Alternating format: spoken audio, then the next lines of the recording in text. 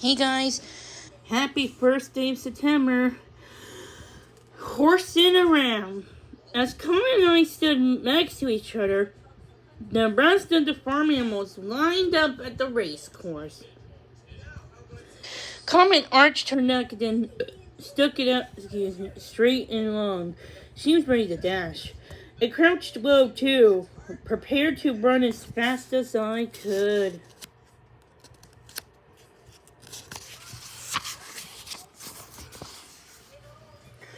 Rufus countdown. Okay, 3, 2, 1.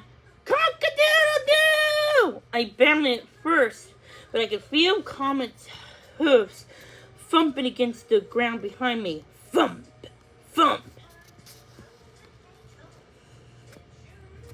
My legs were stretched out as far as they could reach. I moved through the air.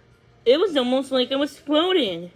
But I felt the grass tickle the pads of my paws.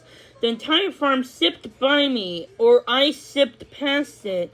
Running like this makes dogs feel freer and happier, but Comet was still right behind me. She was fast for a fool.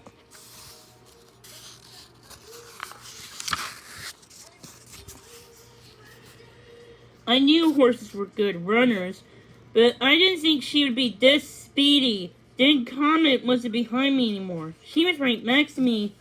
"Hi, Bo!" she neighed. Comet wasn't out of breath at all. My tongue was hanging out and I was panting for air. But Comet looked like she could run forever.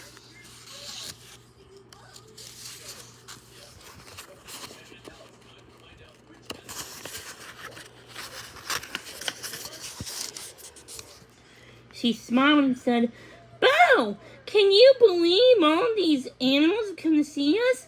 And look at all those pretty flowers!" I didn't answer. I just watched the bale of hay coming closer and closer, but a loud squawk startled me. Wah! A baby chick had wandered into the middle of our race. I bolted into the air and avoided a bad crash. Those darn free-range chickens always get in the way.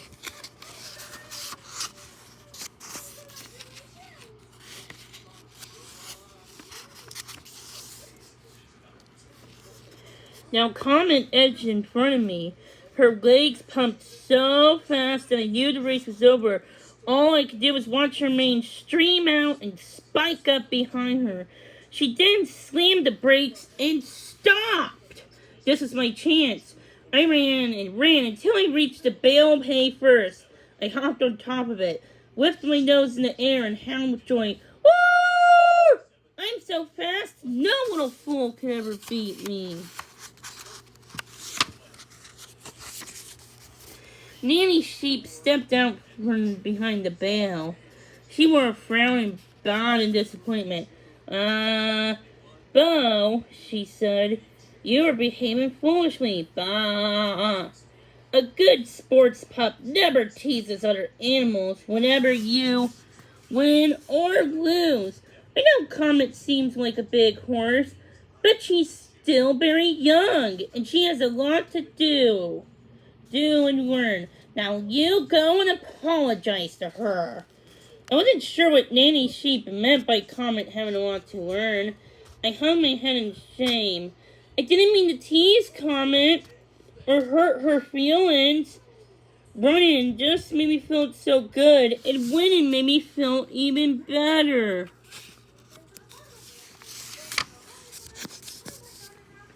I found Comet sniffing the tall grass. "Hey, Comet," I said. "I'm sorry for acting kind of mean when I won the race." "It's okay, Bo," Comet said brightly. "Look what I found!"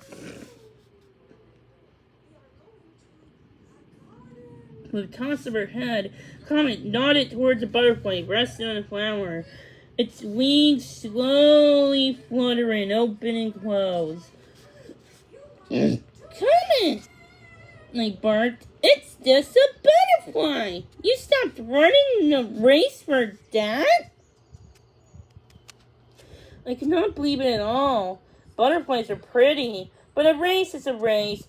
Comet just stared at the happy little butterfly as he lifted up the flower and began to flit around the pasture.